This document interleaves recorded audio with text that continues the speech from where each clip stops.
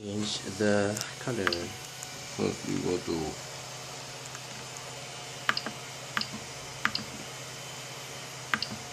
info screen,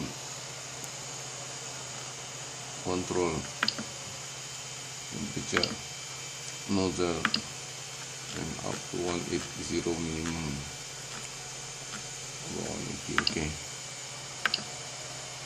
Then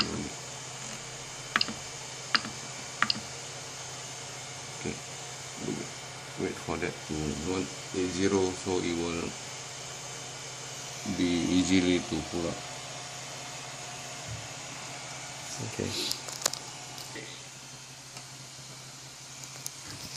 Okay, can.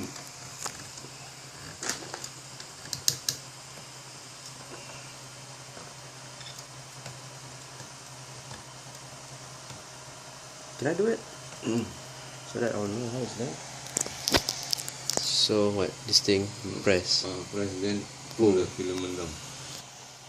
Take the new one. First hole, then the second hole, and up here. Push it to excess, then it comes out. Yes. Then press.